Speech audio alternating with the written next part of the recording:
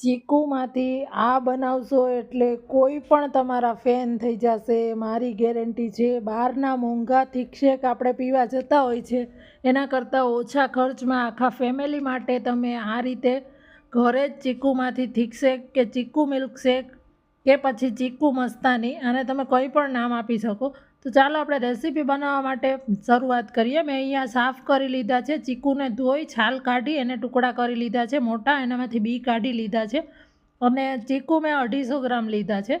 તો હવે પહેલાં એનું મિશ્રણ તૈયાર કરવાનું છે, જે ચીકુ મસ્તાનીનું. તો એના માટે પહેલાં મિક્સચર જારની અંદર આપણે ચીકુ લીધા છે અને આની અંદર સ્વીટનેસ માટે આપણે અત્યારે સાકરનો ઉપયોગ કરીએ છીએ. તમે ખાંડ લેવી હોય તો લઈ શકો. હું 3 નાની ચમચી સાકર લઉં છું. 3 ગ્લાસ અત્યારે બનાવું છું એટલે. અને ચીકુ તમારે ટેસ્ટ કરી લેવાના, કાંઈ ના એડ કરો તો પણ ચાલે, પણ આમાં આપણે દૂધ એડ કરીશું એટલા માટે. હવે આને એક વખત ક્રશ કરી લેવાનું છે, કારણ કે સાકર છે એના ટુકડા રહી ના જાય એટલા માટે. આ પેસ્ટ આપણી તૈયાર થઈ ગઈ. ત્યાર પછી આની અંદર 1 સ્કૂપ વેનીલા આઈસ્ક્રીમ લેવાનો છે. હવે આની અંદર દૂધ લેવાનું છે. તો આપણે અત્યારે બરફ કે કંઈ નથી લેતા, કારણ કે દૂધ પણ એકદમ ઠંડુ છે, ચીકુ પણ ફ્રીઝમાં જ રાખેલા હતા અને વેનીલા આઈસ્ક્રીમ પણ ઠંડી હોય છે. મેં અત્યારે 1 ગ્લાસ દૂધ લીધું છે.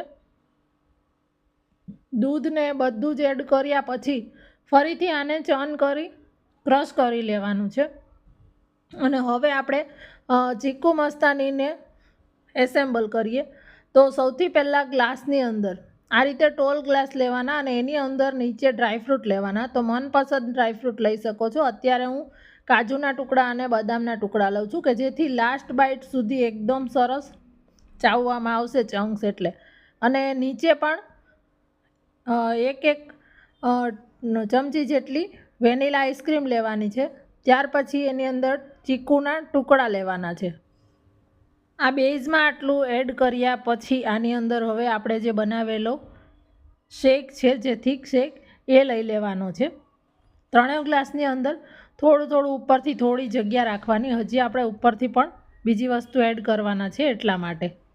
તો 3 ગ્લાસ આપણે ભરી દીધા છે. હવે એની અંદર આપણે વેનીલા આઈસ્ક્રીમ ફરીથી ઉપરથી 1/2 સ્કૂપ જેટલી વેનીલા આઈસ્ક્રીમ લેવાની છે.